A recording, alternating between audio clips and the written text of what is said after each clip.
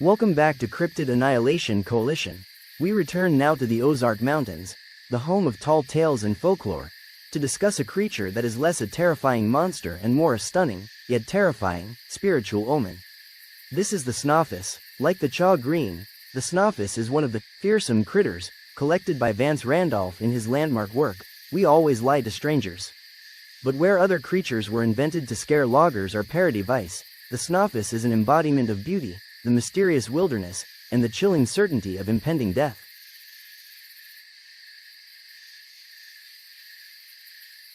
The Snawfus is a creature of high-contrast visual impossibility. It is the perfect white specter of the woods, often associated with the autumn and winter haze that hangs over the Ozark Mountains. Size and form. It is described as a deer-like creature, but much larger than a typical deer, and entirely albino. The impossible features.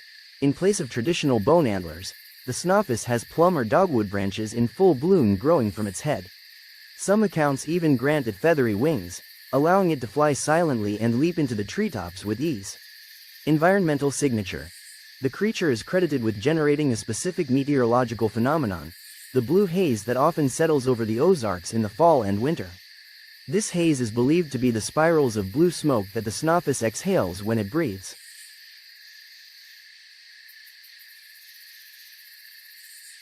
The Snawfus presents a fundamental paradox. It is an entity with supernatural powers, but its lore clearly states that it is not dangerous. Its threat is purely symbolic, making traditional defeat irrelevant. Detection. The creature is detected not by tracking a predator, but by sighting a natural anomaly, an albino deer, or by encountering the eerie beauty of its blue smoke in the mountains. The symbolic threat. The primary threat of the Snawfus is not physical violence, but its nature as an omen. Seeing an albino deer is traditionally considered a bad omen in the Ozarks, and sighting the Snawfus itself is a definitive sign of imminent death for the observer. Allegorical defeat. Because the Snawfus is a symbol rather than a killer, the attempts to defeat it in the tall tales result only in its transformation or domestication. One story tells of an orchardist who captured the Snawfus and grafted Arkansas black apple scions onto its antlers. Another tale involves a hunter running out of bullets and shooting an albino deer with plum pits. The deer ran off, only to be seen later with plum trees replacing its antlers.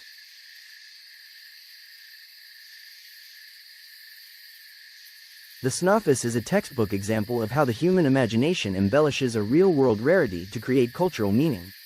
Skeptical analysis. The creature's origin is clearly rooted in the misidentification or exaggeration of an albino deer.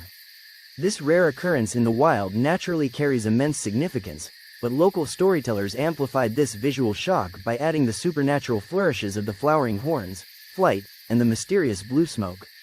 Folklore function. The Snawfus belongs to a tradition of intentional fiction that uses highly specific, absurd descriptions, like the plum branches, to engage and entertain audiences. The creature's true function is to give form to the human intuition that great, strange beauty in the wilderness is often inseparable from bad fortune and profound spiritual warning.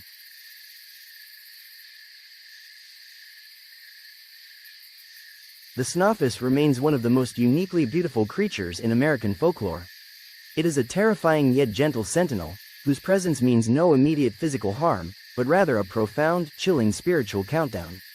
It proves that in the Ozarks, the most dangerous thing you can encounter is not the creature that attacks, but the creature that appears to deliver a final, beautiful warning.